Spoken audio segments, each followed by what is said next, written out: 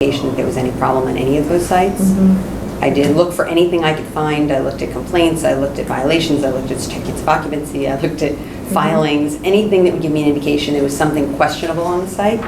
If I ever see that, I ignore it as far as the chart's concerned. I will never include something on a chart that I think is debatable. And I thought that all three of these houses looked legitimate. So anytime I've seen a house, and I'm sure the commissioners know that I thought was questionable, I've excluded it from the chart.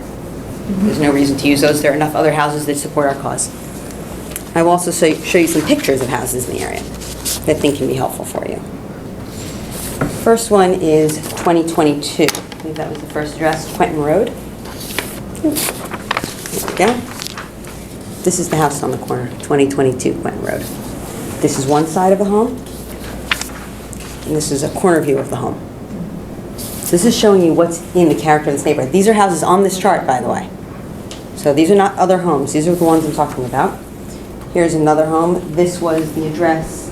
It's number 6, 1841 East 22nd Street. Again, side view and corner view. Same house. And lastly, this was a variance from your board, 2324 Avenue R, also in this area. So these are all houses that were built legally in this area and show you that the proposed home really does fit within this character. It is very similar to these. Well, I would actually believe that these are smaller, that what we're proposing is smaller. You saw the size of those houses and I saw the look on your faces. I will tell you that when you look at the proposed home, 2324 Avenue R effectively looks like it's 3 stories. This proposed home comes up 2 stories. The roof slopes. The front of the building slopes back significantly. The dormers on either side are set back. And the rear of the house actually drops off to provide a porch in the rear on the attic level, if you notice. So just if we go back to neighborhood character, Please.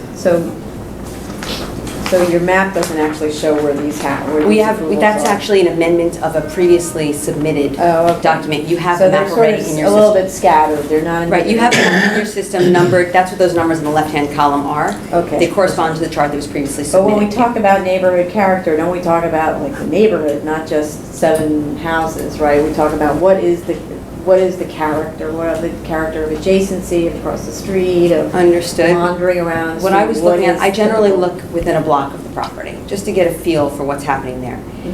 You have to, of course, be careful what you're looking at. I believe this is the property where there's an R7A nearby, which affects us significantly on how far I could go when I looked. I will just double check my map. Yeah, if you look at the map, I could only go one direction looking because there's an R7A district right here. Okay. I couldn't go this direction. I didn't think it was a fair comparison to look at it. Kind of a radius around. I did look this way. I didn't want to go into the R7A. As I said, I didn't think it was comparable or a fair comparison to the R32. Okay. Because of course what could be built there is different. Very different, vastly different. Okay. So in looking in the R32, and this is the exact chart that you have in your system, I know I emailed it to your board. But if you just, let's just talk about neighborhood character for a second. What you're doing is you're showing us a map that's like this, and then you're isolating 7 sites, wherever they are. I don't have it on this Correct, map. they're on the other wherever map. they are. Okay. But it's not like you've taken a look at sort of the streetscape and said, this is the character of the streetscape, and there's my building in the streetscape, and that building fits within neighborhood character because instead you're relying on those 7 approvals. That's not neighborhood character, that's 7 approvals. What your board has previously requested from us, and this is over the last approximately 10 to 14 years, is they've requested that we look at other approvals in the area and look at other legal buildings in the area to see that this does fit within the scope of enlargements. Not every home has, of course, chosen to enlarge as of now. As years go on, more homes are enlarging. You can see that by looking at the BSA calendar. And I'm very thankful for that every day. And what we do notice is that the character is changing, but it is sticking within what has already been approved. Your board initially, when 73622 was passed, was allowing anything as far as FAR. It was an anything goes scenario. People were coming in with new buildings, people were coming in at 1.2 FARs and getting them approved, including myself.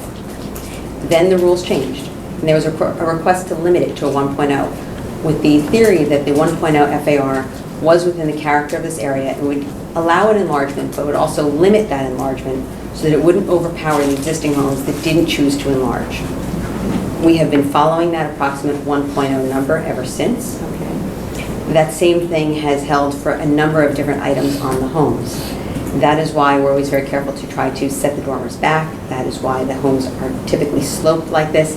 Unfortunately, the streetscapes don't really give you a good view because, of course, the streetscapes are one-dimensional.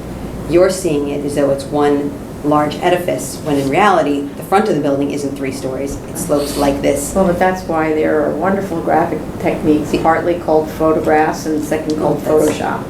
Well, Right. that's why we provided some photographs to show you kind of the Right. feel of this house. That's why you can look at the side elevations also, and it shows you the angle No, of the but front of the building. for instance, Photoshop to show the house in the context, like the photographs that you provide that are the standard photographs, they don't really go to neighborhood character. The ones from the architectural photographer, you mean? Yes, correct. I mean, if you actually stood on the street and you took in the right angle and you stood back at the right place and took a panoramic view, and most of the time that's what you do, take a panoramic view, you put them together. Now we have 3D images, such as a photograph is able to do, of what the character is of the block, what the character is across the street, and then you Photoshop into that your proposal, and now you have an idea of neighborhood character, as opposed to this 2-dimensional elevation that compresses everything. That is Right. not something that has typically been requested by this Okay, board, well, and we'll not something that try. many of the architects are capable of doing.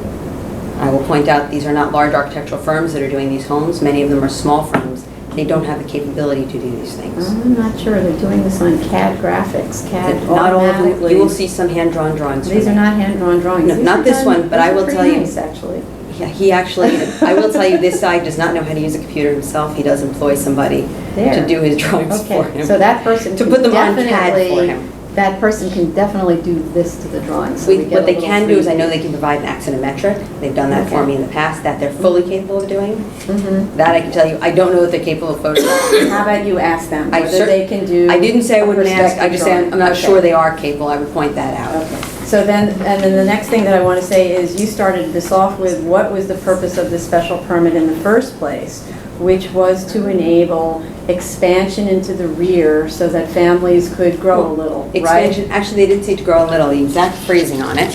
Well, no, but actually that was the original purpose of it. These were these little bungalows where there was an expansion in the rear. The idea of allowing for that 20-foot rear yard was so that you don't have a major impact on the streetscape. But now what's happening is it's an expansion in all directions, back, forward, side, and top, right? This And actually so- says it was to allow for these types of things, though. It says additional bathrooms, upgraded kitchens, family rooms, additional bedrooms, things that necessitate major structural changes to existing homes. Okay. This is right from the text, Okay. what was passed at the time. Now, I will tell you that the special permit didn't have to also specify height, because the height that we're requesting is as of right. Correct. We are not requesting height from your board technically. But you are We are requesting- requesting floor area, Right. no question. We are requesting lot coverage. Mhm. We are requesting the rear yard, and of course, the straight line extension in the side yard. Mhm. All of which are effectively spelled out in the special permit. The only thing that is not spelled out in the special permit is the limitation on FAR and lot coverage that we have effectively been providing your board, because that is what your board has historically been requesting, or at least has been in the last 10 years or so.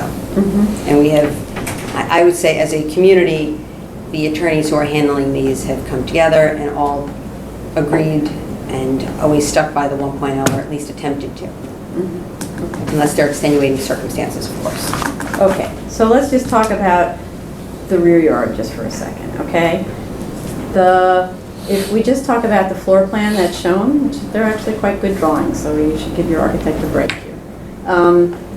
The floor plans actually show that in the center of your first floor, there's something called a library. And in the center of the sleeping floor, there's things called an anteroom and his or her bathrooms and all that sort of stuff. Those are not what's contemplated by the idea of adding additional bedrooms or additional family rooms. And if you simply eliminated those or reduced the scale of those, you'd be able to pull the building back. But you're effectively making it so these homes aren't going to meet the needs of these families. If you How have a if it's an family, if you have a anteroom? family, for instance, with 8 children, a library is actually a key component. How is an anteroom a key component? It is a part An of, anteroom is a space filler. I understand what you're saying, it's a space to separate the master bedroom from the children, Because? because you have 8 children in your house. Really? Go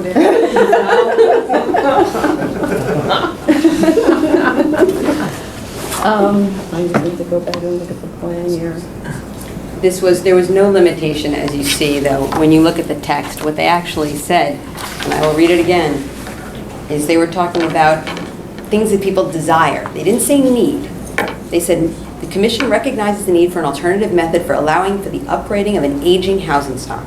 Most of the city's lower density housing stock was designed for lifestyles that have significantly changed over time. Many households today desire additional bathrooms, upgraded kitchens, family rooms, and additional bedrooms. Some of them were based on need. Additional bedrooms, no question, that's based on need. But the desire for an additional bathroom or upgraded kitchen, these were desires for, as they said, upgrading the housing stock for a current need. People's desires change over time. They understand that, they acknowledge that, and this was a way to entice these young families to stay in the area. And it has been quite effective. As you've seen, as I said, from the volume of applications, it has kept a number of these religious families in this area. So you're saying that the young family would not stay in the area if it didn't have an ante-room? I'm saying that the young family stays in the area because they can get the home that they want. And the special permit permits it. There's no limit on it. We've already limited ourselves to the 1.0 FAR, which is technically not in the text. We've done that at the request of your board, but we feel that further limiting it actually isn't consistent with precedent from this board. The special permit allows it to be granted in the context of neighborhood character. Correct. Right? So it's not that the special permit grants it, it's that you have to establish the findings that it's consistent with neighborhood character. So when the buildings become sort of bloated, and there's an opportunity to not bloat them, then you do need to be responsive to that in order to qualify for the special permit. Understood. It's not an automatic grant. We will give you right? additional information on the character without doubt. Okay, so first, Very information briefly on do the that. character. Of course. And then the next thing is information on, this one actually. Bless you. And then the next is the roof line. So again, that same discussion that we had. Well, the roof line, actually, if you look in the rear of this house, Mm-hmm. what they have done is they have created all that area that typically, I think is what you're discussing, has been eliminated by providing that terrace in the rear. What terrace in there?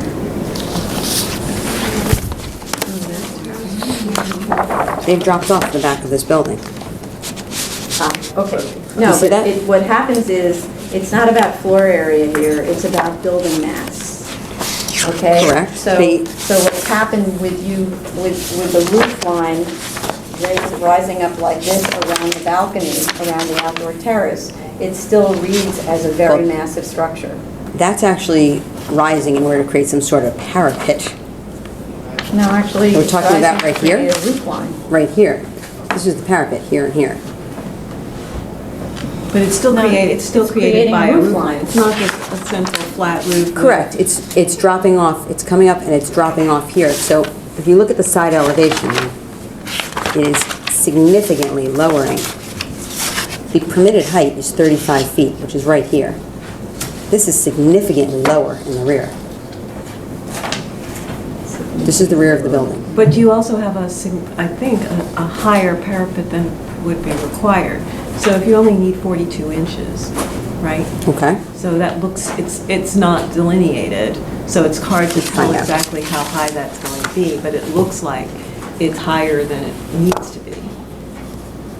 So maybe there's the opportunity to soften that slope a little bit and bring it down. I will certainly speak to the architect about that. And then,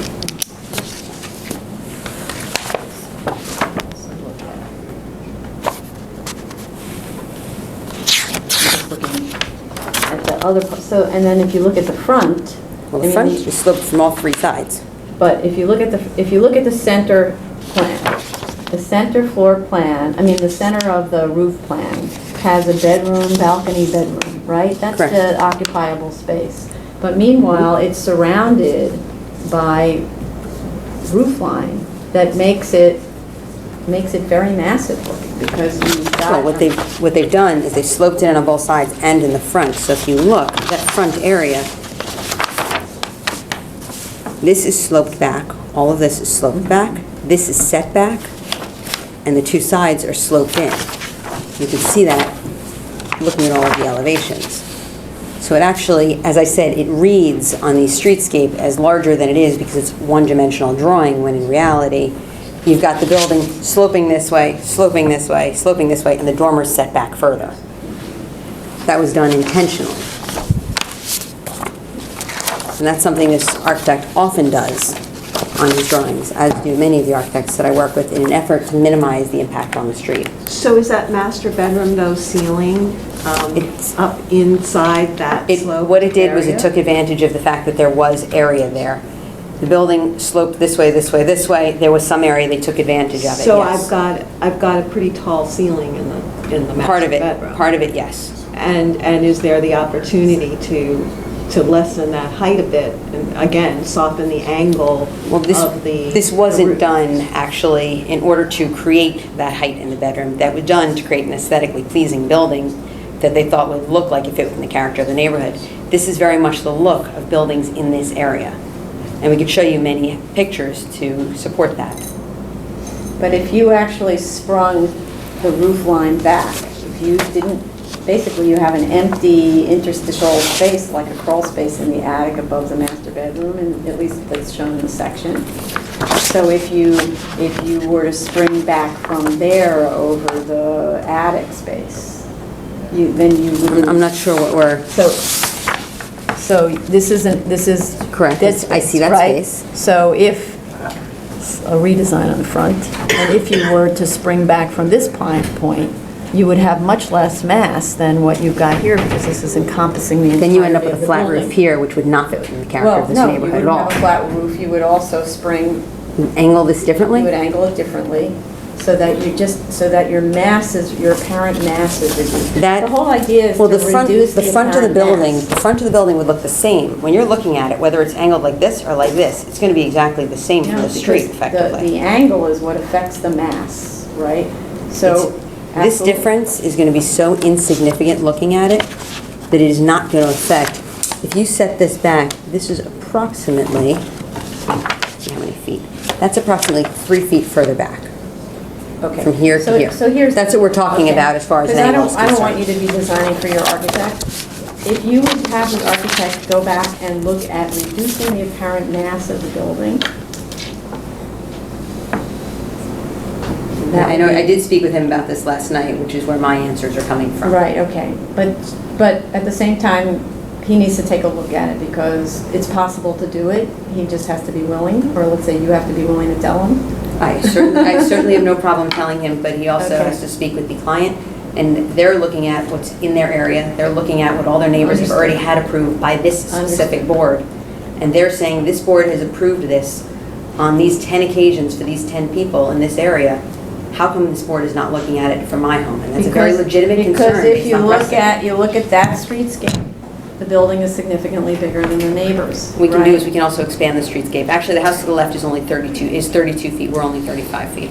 But you do realize that he has the opportunity to lessen that slope if he actually shortens up that porch, the second floor porch, and he brings out the master bedroom wall, which would then allow him... Brings it out as far as brings it forward? Yeah, brings That it would forward a increase our little. floor That's going area. to give him the ability to do... That would also increase our floor area beyond the 1.0 that your board has Well, requested. it's funny not you should ask do. that question, because I'm looking at the open porch, and my question is going to be... Oh, you know what? We can't bring it forward anyway. We're into the 15-foot front yard if we do that.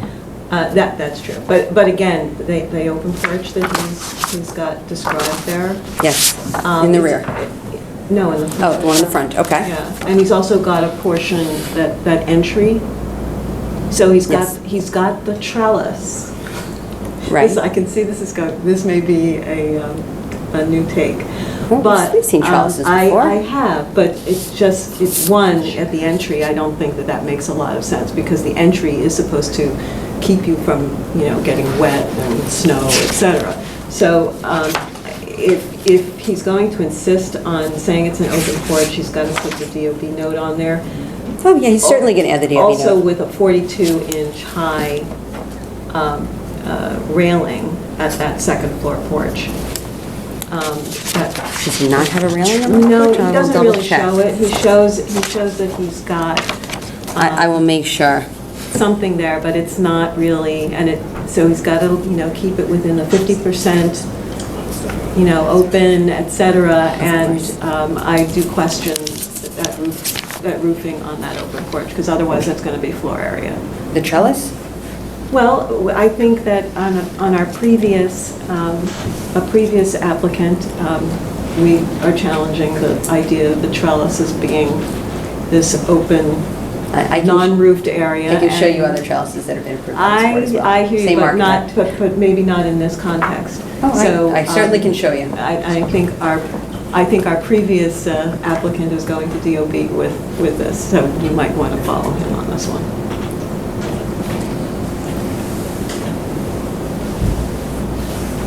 Okay. Are there any speakers on this item? Yes. State your name for the record, please. My name is Barbetta Krinsky. I live at 2117 Avenue R. The northern boundary of my property adjoins the property in discussion today. But I think what has not been mentioned to you, or I'm not certain of your awareness of it, this is a matter in the court system today concerning adverse possession. And therefore, all these plans might go out the window based upon the decision. There is an injunction right now in the courts, and what I ask is for you not to make any decisions until the court has made their decision as to what is legally proper. And in relation, I don't know if, I don't believe you were informed of this. I may be wrong, but it definitely is an important factor. Why go ahead with the construction of any building that is not supported by the legal system? Sorry, isn't the disputed amount 6 inches along your property line? It's 6 inches, right, along your property line? It's more than that. It's really, it goes further than, well, it does consider there was, when these people bought the property, I bought the property in 1969. Two families have lived there very happily with several children and in the space allotted, and were very, very happy for many years, as I am. I raised 2 children, and when in 1969 we purchased the house, our whole concern as a New York City Board of Ed supervisor and my husband as a guidance counselor was that our children have a safe place to play outside the home, especially today with the consideration of overweight and President and Mrs. Obama's, that people be active. And that the thing that our children need most is interaction with other children. And this, my home and the other homes in the area, provided space for our children to gather, play safely, and where we could see what was going on and families could relate. Those old ideas still are valid today.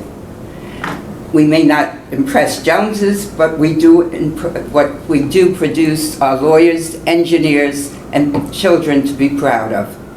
And where we saw the children that they played with and were able to supervise them. But more important than that is I'm asking you to wait on any decisions you make until the court makes a legal decision. And as for space, we have, I'm sorry, am I entering? No. Okay. That's what I am. And then I'm very pleased that you consider the character of the neighborhood. And if you go back, we were delighted. I still am delighted with my home, and I would not change the outside. It's an area where we've entertained, celebrated holidays, and joys. And I hope the family that owns this home will have as many joys as we've had living there. Thank you. Do you have any questions? Thank you, Mrs. Krinsky. I just want to let your board know that I know you are aware of the lawsuit. We actually modified the plans based on that because the debate is over 6 inches. What we've done is we've provided an 8-foot 6-inch side yard as a precaution, so this way our application would not be held up. And if, although we don't think she will prevail, if Mrs. Krinsky does prevail in court, we will be providing, that means an 8-foot side yard, which is the required side yard. Right, okay. But as I said, we do believe that we will prevail in court nonetheless. And then your zoning calculations would need to be We would have to come back to modified. we would have to come Yeah. back to your board for an amendment, of course. Right, right. But Okay. better that we should come for an amendment on Flory than come for an amendment on Flory and have to tear down a walled building. Correct. Okay. Any other speakers on this? Any questions from anybody? Okay, so how much time do you need for your architect to take another look and for you to provide a study on neighborhood character? If I could have 3 weeks, I'd appreciate it. So, 1, 2, 3. So submitting on the 30th of September, is that good? I can do that. And hearing on the, enough time? On the 7th? Is that okay? Submit on the 30th, hearing on the 7th, is that too soon? Too soon. So this one's already, that's already pretty, then the 28th. Ooh, Okay, so you could submit on the 14th if you want. ooh, can we move everything earlier? How about if I submit in 2 weeks instead of 3 in that case? Would that? Calendar's kind of loaded. The problem is the calendar's crowded now. The 21st is actually packed. And the 7th is packed as The well? 7th is not, how's the 7th look? I don't have the full calendar with me, sorry.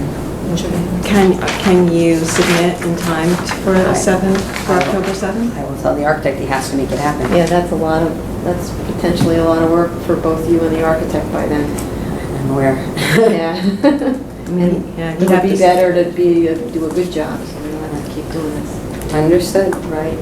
So I would say that we should stick with the 28th for the hearing, and then you can submit whatever, on the 7th, for example, that gives you more time. Is that good? So the October 7th submission and 28th hearing. Thank you. Item number 14. May I ask the question? You can speak to staff. Thank you. Item number 14, 2114 BZ, 11502 Jamaica Avenue, Queens. Sorry.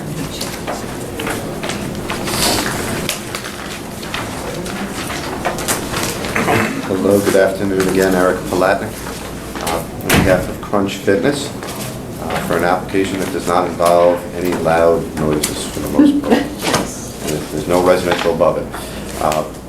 It's a new building that's currently under construction right now in the greater Jamaica downtown area. It was the area that was the subject of, I think it was a 2006 rezoning that both allowed for greater density in the district for residential, it upzoned it to R7, and it cut parking requirements down substantially.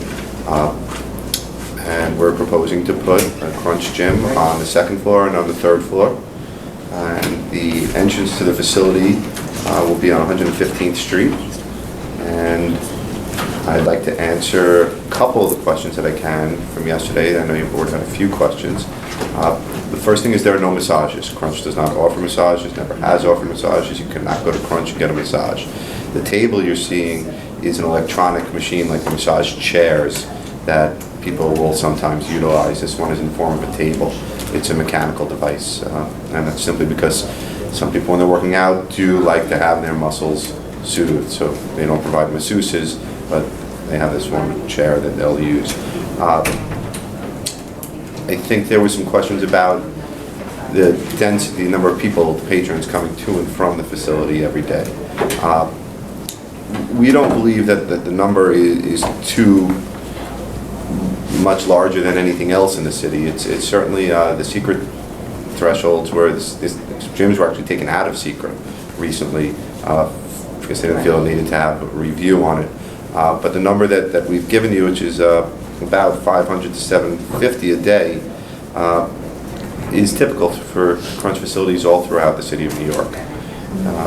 As you know, people come in for an hour, they work out. I don't know if anybody, I don't work out, but I'm told the people that I should. I'm working a little too much, but I should. I have enough gym clients that I should take advantage. But nonetheless, people come in for an hour, and the facility is 8,000 square feet per, 8,944 square feet per floor, for a total of about 18,000 square feet. So it's a fairly large facility. So that number of people coming in, we think, is an average amount for a facility of this size, and certainly on par with any other retail or commercial use that would occupy the space if it was a department store or a drugstore or something like that. So we don't think we're intruding upon the community by having that many people come and go every day. But doesn't that also relate to the fact that the building is surrounded by other commercial uses, or that the proposed use is surrounded by commercial uses, so you have similar kinds of traffic flow? I think it supports it. I mean, if we weren't at the board here for this, there'd be a Walgreens going in there theoretically, or another commercial use that would, between Reade, that would easily do more than 40 patrons per hour. So you need to amend your findings, your fact and findings, to indicate what's the surrounding uses We'll be happy. of the proposed use, and why then the 500 to 750 daily visits really would not pose That wouldn't a- impact them. Right. We'd be happy to. Okay. Any questions? Anybody speak on this item? Yeah.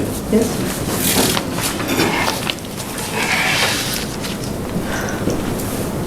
Please state your name for the record. You'll be given 3 minutes. Satish Chawla, I'm the owner of the neighboring building, and I'm really here to find out, what this impact is going to have on my building and how it's going to affect. I have no clue what's going to happen to my building. I know they're digging deep. So I know they're digging deep. I know they shut off my exit door and all that stuff. I don't know what's happening. They came up with a survey saying that we were using some of their property, which I said, fine.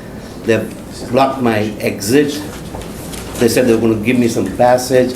I just came here to see how it impacts me as a owner. I have no clue how it impacts me. So if somebody can help me. So this is understand. this is just a special, is this a new building? It's a new building they're Okay. building right now. Okay. It's under So construction. This is just a special permit to install a gym in a building that's under construction, right? So they need to come before the board to get permission to install a gym. But if it hadn't been a gym, it could have been a Dwayne Reade or a supermarket or something like that, in which case they wouldn't come to us, okay? So what you're really interested in is what's the building, what kind of a building are they building adjacent to you? And that information isn't really provided to us. We're really just concerned about the gym use. So it's a residential building with some commercial spaces on it. Ours is a commercial building. This one, I got it confused. Sorry, it's commercial. So I just want to see, I heard the previous people talking, and with all that noise and all that stuff, we are right adjacent, and I don't know if that's going to affect us anyway. We run some state classes, okay. we run classes in the evening, we run classes in the morning, there are students there. Right. So is it going to affect us in any way? I have no So idea. Eric, maybe you want to speak to what the kind of activities happy that to Punch speak. does? Thank you, sir. Sorry. We're sitting next to each other the whole time. I didn't know that. I wish I knew. I would have saved him the last 8 hours. I could have explained it. We just received a letter in the mail and we came here. We're sitting right next to him. Oh, I And I see. usually What to say to the expect. people next to me, what are you here for? And I should have today. The application is nothing like the application that you heard earlier in the day. Those are certain kind of fitness facilities. This is a Crunch gym. I'm sure you've seen them all over the city.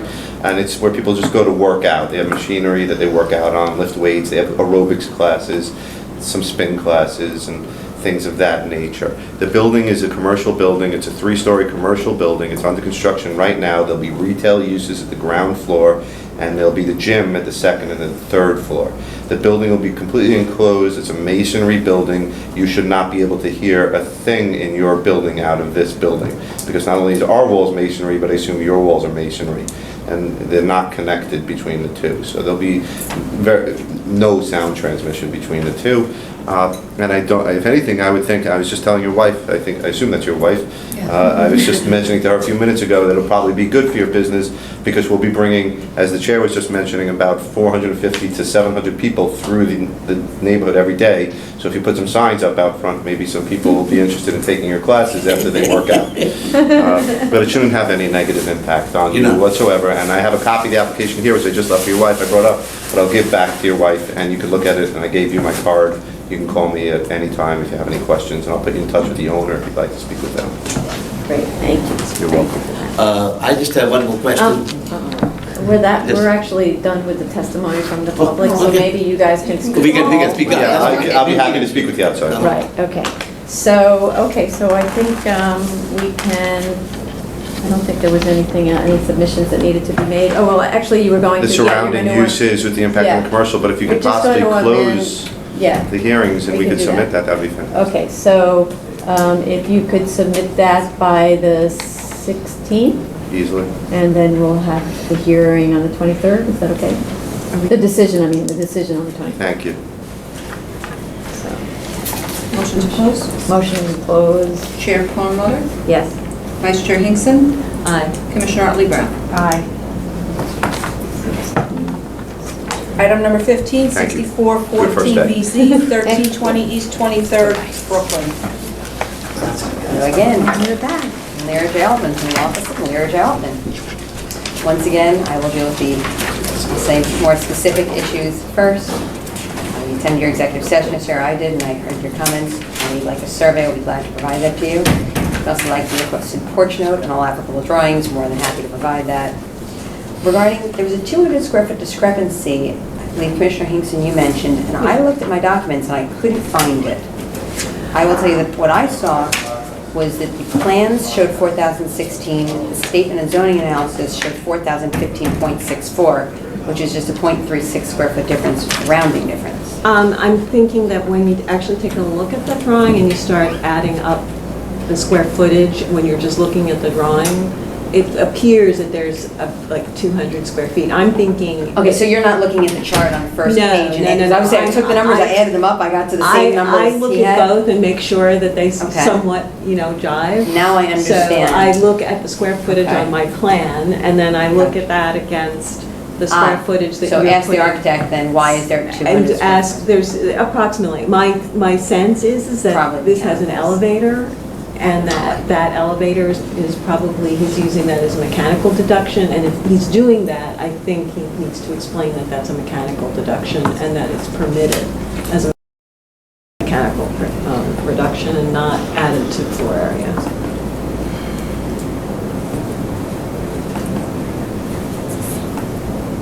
I will clear that with the architect. I thought it was an error with the statement, and I was looking at all the No, documents. And yeah, I it's- couldn't find anything other than 0.36 square feet. Just the addition from the drawing and looking at the. Understood. I will speak with the architect about that now that I understand the comment.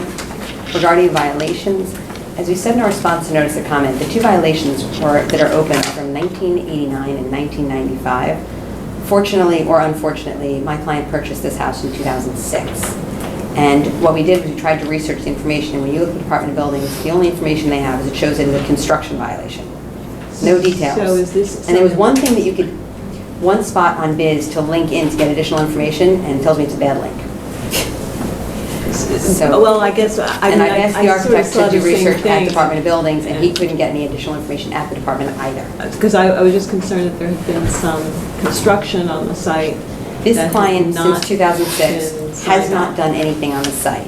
I can't attest to what somebody else did in 1989 or what somebody else did in 1995, because we weren't involved, and my homeowner didn't even own the property. I can tell you, he hasn't done anything. That I did confirm with him. And as I said, I've tried to get more information on these violations, and I can't find it in the architect. However, your expediter, if that's also the architect, can Yeah. certainly clear up these violations. I mean, either the construction will clear up the violations, or Well, the it was fact that they're anticipated we were really going to clear old. it up during construction, Right. as always. Or to get they're a really COP. old, so often that's enough to get them cleared up, that they need to be cleared before grant. We can't issue an approval with outstanding violation. My biggest concern was just is portion of this house actually a legalization or, so. I'll see what we can, if that's your concern, I'll also see what we can do to research that question. If we can't find information on the violations, at least perhaps we can find an answer to the question. Okay.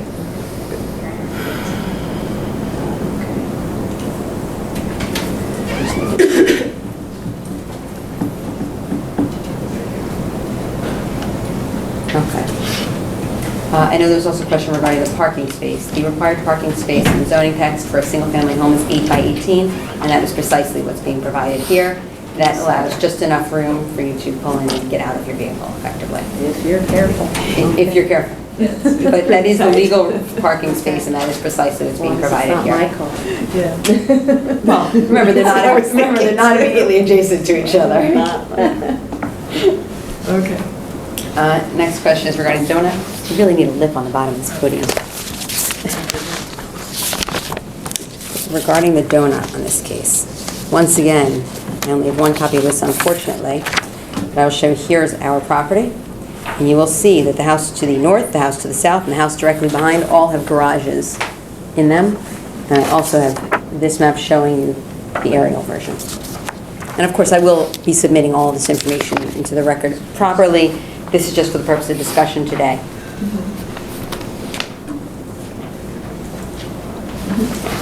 I'll submit these into the record properly. And I should point out, I apologize for my hands up previously, I do have 2 letters of support that were sent in to me, for some reason not to you, but to me.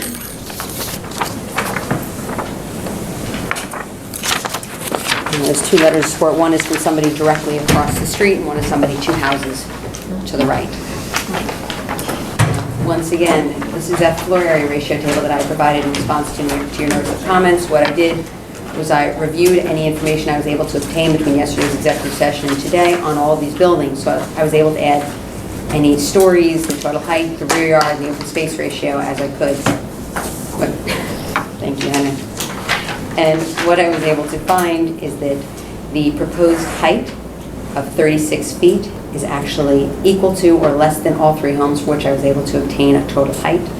The previously approved were 36, 37, 6, and 38. They're proposed at 36. The total height, I should also point out, is as of right. This is an R2 zoning district, so there is no height limitation. It's based on the slope exclusively. As far as the rear yard is concerned, once again, a number of them are corner lots, so of course they don't have a rear yard requirement. But of the 8 homes for which I was able to obtain the rear yard dimensions, we have the same rear yard as 7 of them. One of them, I will tell you, also has an 18-foot, 1.5-inch rear yard for the old portion. It was pre-existing that way, and they built the new portion at 20 feet, so I'm including that as a 20-foot rear yard because any pre-existing is effectively irrelevant to the BSA application.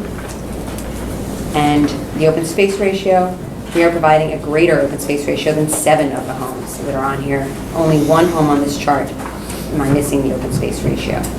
So when you start looking at the numbers, what you see is we actually fit within the character of this area as well. Once again, this corresponds with the location chart that we provided with the notice of comments response. But to be clear, this is saying you fit within the character of the other approvals. You don't Those were necessarily fit within the character of the neighborhood. Oh, these are part of the neighborhood. They're part of the neighborhood, but the They are character part of the neighborhood you look at more globally, right? Well, this is part of your neighborhood. It's part, but it isn't necessarily character, right?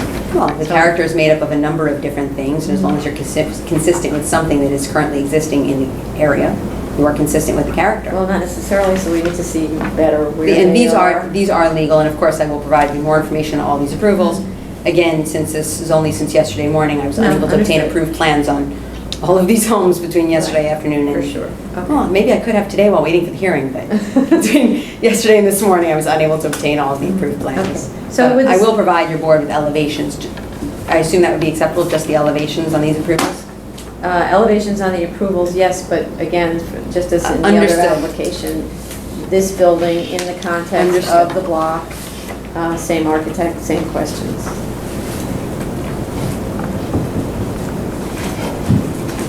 To establish that the mass of this building is appropriate to the character of this block as opposed to only these approvals wherever they are.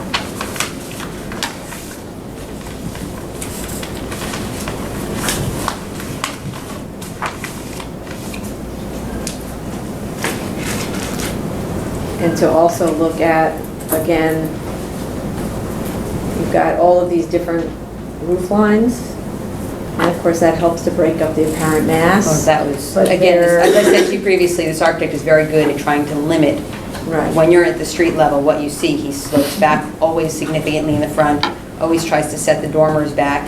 He always does everything he can to limit the impact on the streetscape. But if you actually, again, look at the attic, floor plan for the attic, there's very little that's occupiable space, and almost all of it is low storage, other stuff, open to below deck, master bedroom, stuff like that.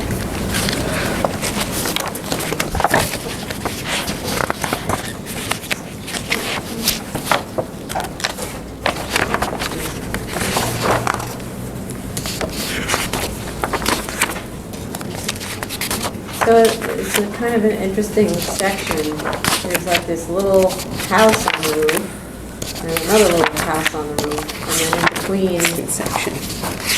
Which No. section? Well, those are the two dormers. Section page 12. The two dormers.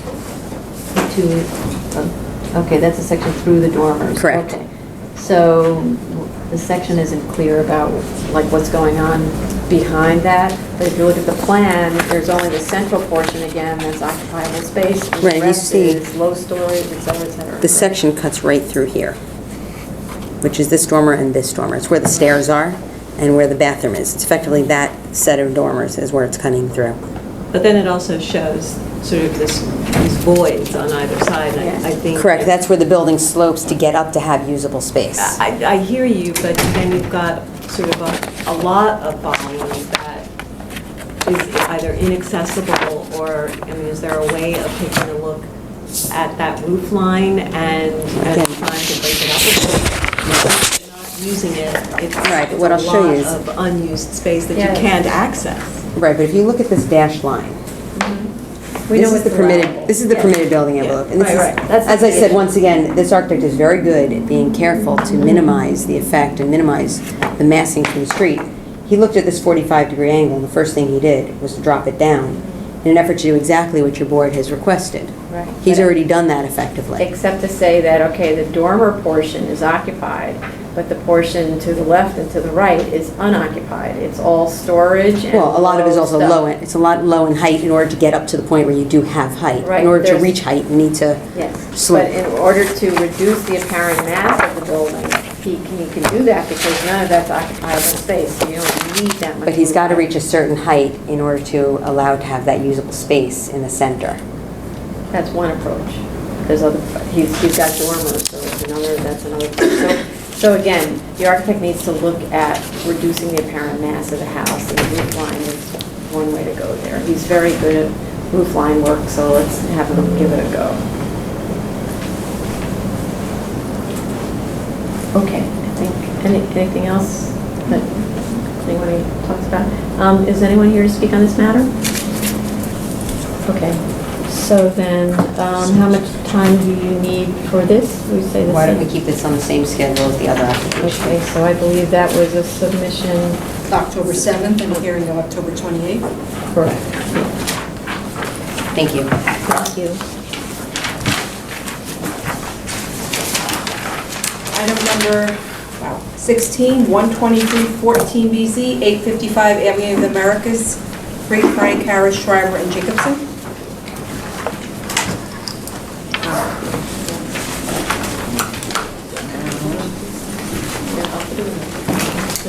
Hi, I'm Holly Chen, and I'm here representing 855 MRU LLC, the owner and operator and developer of 855 Avenue of the Americas, and their application for a special permit to allow physical, culture, or health establishment in the cellar of its new building. If you have any questions today, I'm joined by Gregory Seelick, who's a representative of the operator of the facility, Iowa Sports Management, and Paul Albano Slice, who's the architect of the building. Thank you. Any questions from anyone? Do you have a massage? We do not have any massage. It's strictly a gym located in the cellar, largely beneath mechanical space and loading docks and lobby space. Is there anyone here to speak on this item? Okay, thank you. That was easy. So we can close the hearing and schedule for a vote on the 23rd. Is that okay? Or the 6th? That's okay? 23rd. Great. Okay, thank you. Thank you. Motion to close, Chair Perlmutter? Yeah, aye. Sorry. Yes, Yes? that would be a yes. Okay. Vice Chair Hinkson Aye. and Commissioner Brown. Aye. I'm sorry. Item number 17, 14414 BZ, 751 Park Avenue, Manhattan.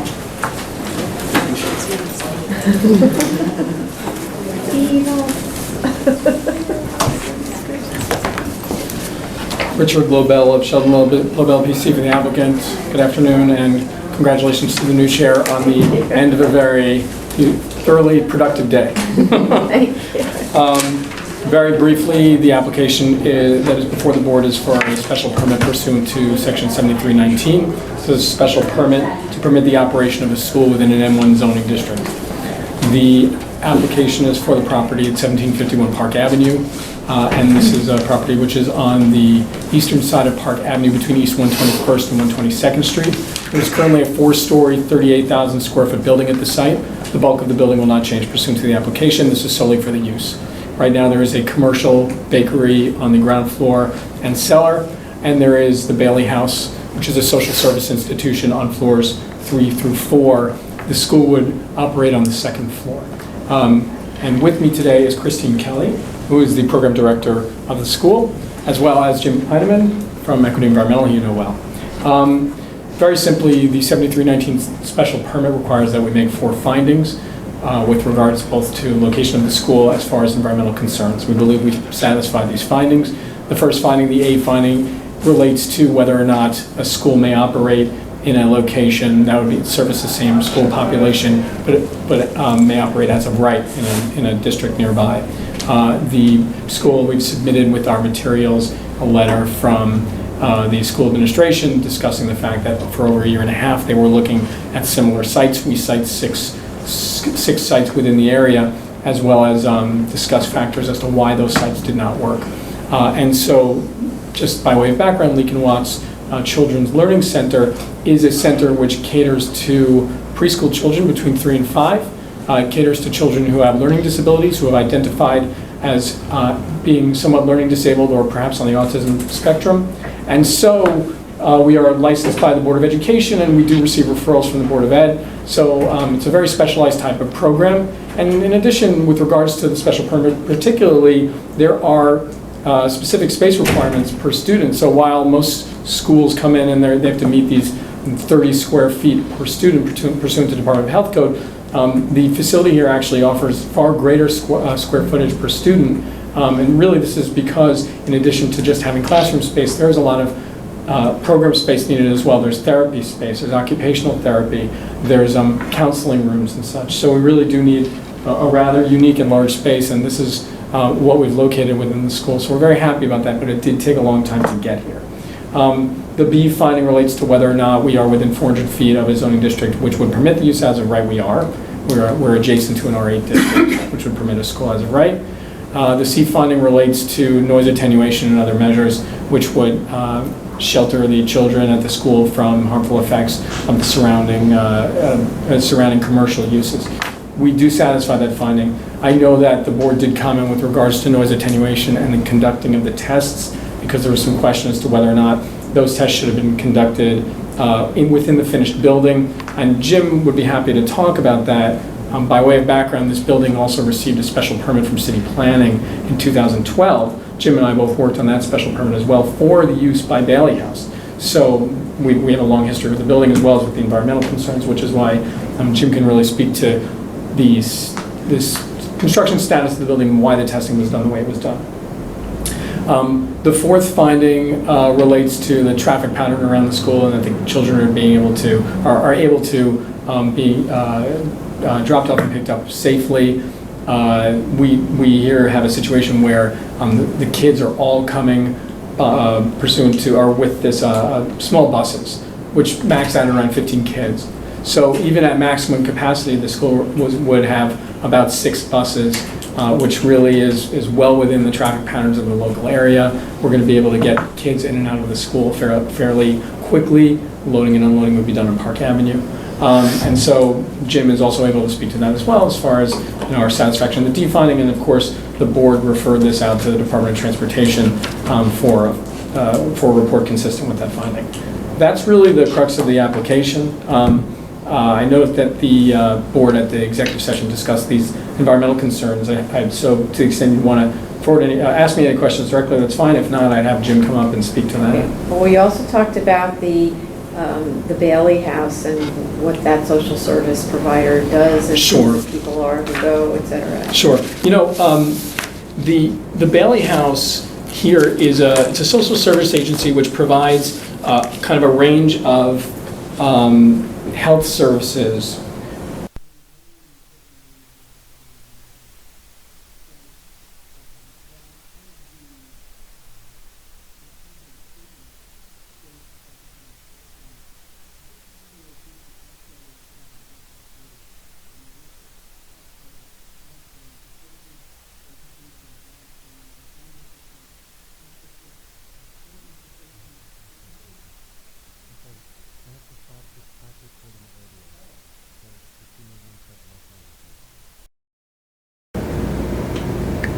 Okay. So there's a range of health services provided by Bailey House at this location. But with regards to the board's discussion about safety of the kids, the Children's Learning Center is obviously very concerned about kids and the fact that they will be secure and well taken care of. There's never a time where the kids are unaccompanied. These are not kids who can basically have freedom to walk the halls by themselves. These are 3 to 5-year-old kids. So just on a baseline, the kids are always going to be monitored. But we did speak a little bit more about this.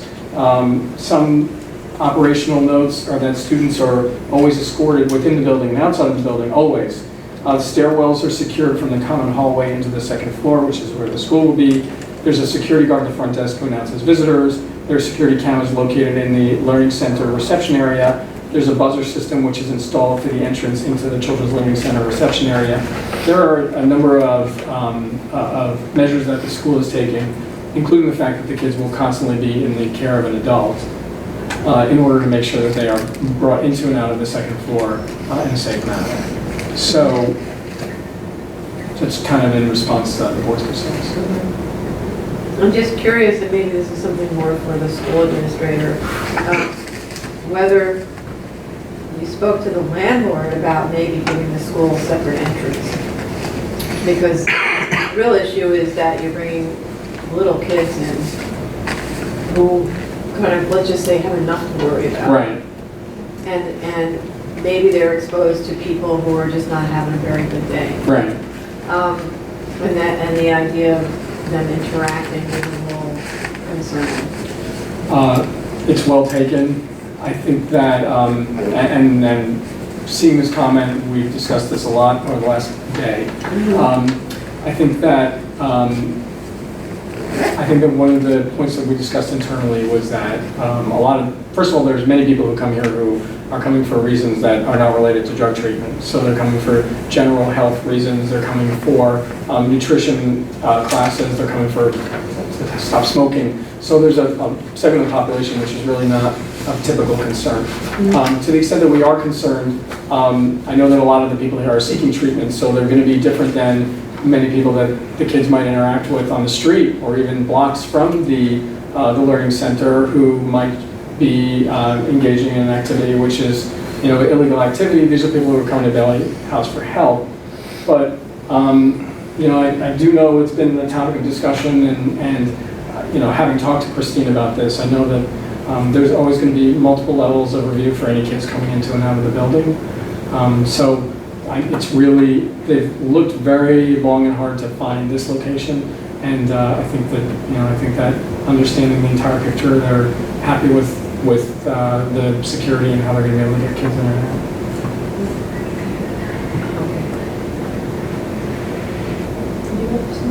Well, I had voiced that concern that we were sort of mixing a population at the ground level too, and also the exiting stairs travel throughout the entire building.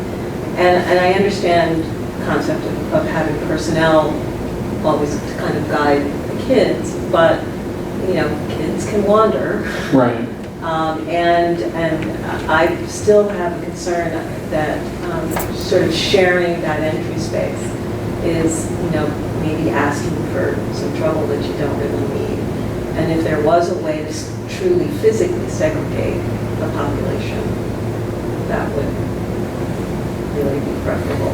Like, I'm just looking at the floor plan, and I don't know what the commercial use is right now. I know there's a bakery on one Right. part, but I don't know, the floor plans show occupancy group C, it doesn't say what else is there.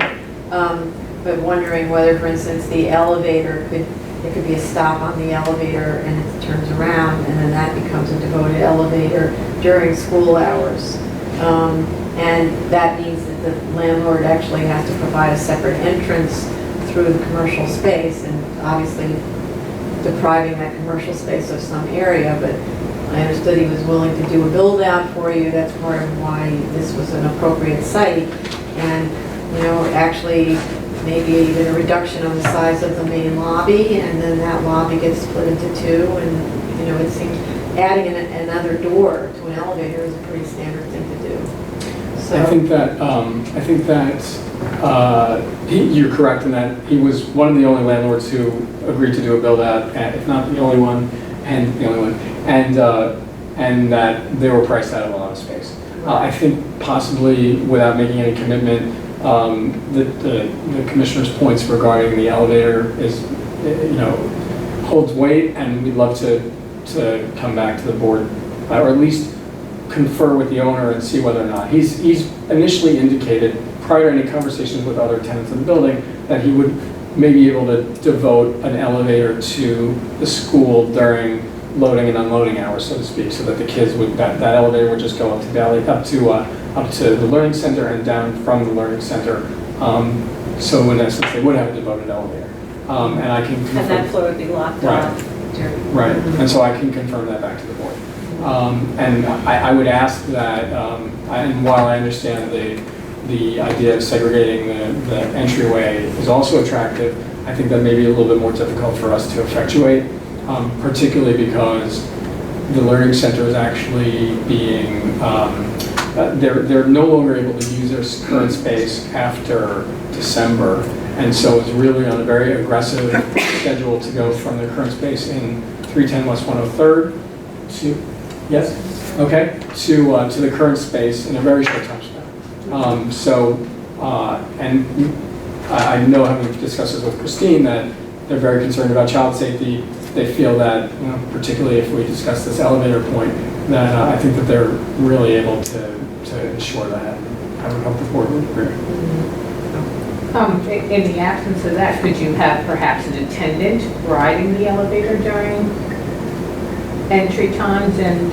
Which I think is also, we'd be happy to take a look at that as well. And I just know that you're looking at a school with currently about 60 kids. Maximum capacity would be 90 kids and staff of 50. So you're really looking at a school, and then if you take parents, who will also occasionally be there, but you're really looking at that's a lot of staff for kids. That's greater than one adult for every 2 kids. So there's going to be a lot of oversight for these kids. Well, kind of all the more reason why there needs to be a devoted elevator. That's a lot of kids taking the elevator. Sure. And then if they're arriving, how do they arrive, by bus? Correct. So if they're all arriving in a bus load, the elevator only fits 10 kids at a time. It's assuming all squished together kids, right? Right. So they absolutely cannot share an elevator with people who are going up for other kinds of purposes. Right. There wouldn't be any more than 60 kids within the school at any one time. Mm-hmm. The idea is that there's going to be a morning session and an afternoon session. So it's a manageable load for them to get in and out. But we understand, and especially in the interest of trying to expedite the decision as much as possible, we're going to try to follow through with that. Also, where do the kids go when they unload from the bus or when they're waiting for the bus? Where do they stand? I wouldn't mind, Christine, if you actually just wanted to talk for a minute. Sure. Hi, name for the record? Hi, Christine Kelly. I'm the Program Director of Children's Learning Center. And we will have an attendant, one of our own staff members, who will be in charge of busing. We have a very high staff-to-student ratio. We have two children to 1 adult, and that's just the classroom staff alone. So our policy also is when bringing students to and from the bus, they have to be holding the hand of an adult. So again, it's 1 adult with 2 students.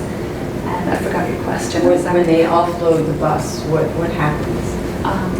We would take the first group, we would probably load the first 10, let's say, into the elevator, go directly up. And what about the others? I mean, how big are these buses? How many do they sit? They're minivans. Sorry, minivans. The small school buses, yes. So there's 10 at a time in a bus, or there's 20 at a time in a bus? 10 to 15. Okay, so you can only fit 10 in the elevator, but that's without adults, right? So you can only fit 7 in the elevator. Where's everyone else standing when they get out of the bus? Are they staying in the bus? Yes. Or are they coming out onto the sidewalk? No. We would have them stay on the bus. Until you're ready for the next load. Okay. Maybe we have questions for Jen, actually, about the sound issue. Yes, good afternoon, James Hyman, Equity Environmental. As Richard noted, this building was the subject of a previous special permit granted by the City Planning Commission affecting Bailey House's occupancy of the 3rd and 4th floors, and the noise monitoring, which was referenced in the report here, was conducted at that time in association with that occupancy. And I understand the reason, the question of why wasn't noise monitoring done inside. Rather, we did an open window condition on the upper level at the 3rd floor as well as down on the sidewalk. And the reason is because at that time, although the building was there, it was the renovation had not been complete. The windows were in, but they had not been sealed. There was no insulation behind the masonry facade. So you really couldn't get an accurate depiction of what the noise attenuating properties of the completed facade, which would include the thermal insulation, which also provides acoustic insulation, as well as having the windows, the thermal sealing of the window frames. So those were the reasons for that. We also know that at that time, the building is basically just raw space, concrete floors, concrete walls, which is exceptionally live acoustic treatment. And I believe the operator could talk about what we're doing. In addition, the calculations we did were based on the actual, the architectural specs of both the windows and the facade elements, and we did a calculation of what the noise reduction would be from the facade itself. But it's also my understanding that in fitting out the space and furnishing the space for the children's use, so there'd be things like area rugs and cork boards and baffles hanging from the ceiling, all of which would serve the purpose of providing addressing the interior noise, which is generated not only from obviously the trains outside, but the kids themselves. Kids learning is a noisy endeavor at times, and for the students themselves have all the reason in the world to that this is something that they obviously take very seriously in terms of providing the services that these kids need. So have you been to Bailey House? We were there. What we did was I've not been there since they reoccupied. Now that it's occupied. A visit to Bailey House would be a good idea because we want to know whether the rumble of the trains, it's got to be a very noisy site, right? And the question is, were you right about the interior? So I'm wondering, if you could go, actually, since Bailey House is occupied, there's furniture in there, I'm assuming they have hard surfaces. It's occupied, which also means you have people on the telephone and having conferences, and the computer equipment is buzzing. So it is. Okay, so then you have interior, ambient, but at least you should go there during one time when the train's passing by to make sure that the windows don't need additional treatment. We can do that. Okay, there's nobody here to ask if there's any speakers on this matter. Josh, don't even joke. Everyone off. So how much, so the other thing I observed is you didn't respond to the notice of comments letter. Oh, no, we definitely did. You did? Yeah, Okay. we submitted on August You did? 25th. Oh, okay, Josh admits did, okay. Sorry, I didn't find the response. Okay, ignore what I said. Dear. So if you could very much discuss this issue of the interface between the children and the Bailey House participants, and after you've spoken to the landlord and told him that it's a very big concern of the board, it could be, it could make or break the deal. Okay. That might persuade him a lot more since he desperately wants to as a tenant. Sure. And then also for Jim to go back, sorry? No, I was leaving on this, I'm sorry, I apologize. And for Jim to go back and do maybe a quick measurement of sound levels and the test to the idea that the windows are adequately attenuated.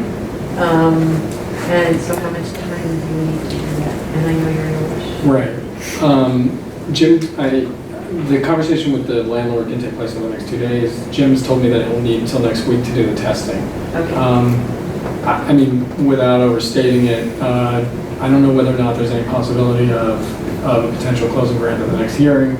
And the reason I ask is because time is exceedingly precious for this applicant, and that they really need to the extent that the board does grant, they need to fit out the space in a matter of months before getting the kids out, because we're going to be left without a school in a matter of months. Right. Well, let me just ask you, could you get a response in by the 16th? Today's the 9th. Next week, I believe, this 16th, you This mean? is the one that's this one, yeah. That would be tough. Would be tough. That would be, yeah, I just don't know whether we have. So tell me what's comfortable. Is the following week, the 23rd, is The that? 23rd. That kicks us out of the 23rd for a hearing. Right. And the next hearing is the 7th. Right. Well, is it possible, I'm sorry, is it possible to do? We can close and grant, we could close and grant on the 7th. Okay. I mean, the other options, Jim said that if, to the extent he can supply what's needed, not on the, on next Friday instead of next Tuesday. It's not, what? That's tight for, but it's just it's not your submission, Correct. but his submission. Correct. Just this noise submission, that should be pretty straightforward. Yeah. Yeah, that should work. So if he submits on the, what day is that, the 18th? Right. 18th or 19th? 19th. The 19th. So, okay, so the noise analysis gets submitted on the 19th, right? And you submit on the 16th. Correct. Then we could potentially close and grant, assuming we're liking what we. Done. Yes. Okay, great. Okay, so the submission is 9/16? Correct. 9/16 and 9/19 for noise. And the hearing is 9/23? Yeah. Let's hope that noise sounds good. Yeah. And are we closing tonight? Oh, yeah, we're closing the hearing. Okay. Motion to close the chair per order? Yes. Vice Chair Nixon? Aye. Commissioner Otley Brown? Aye.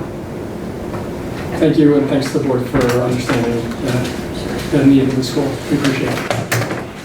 This concludes the public hearing. The public hearing, sorry.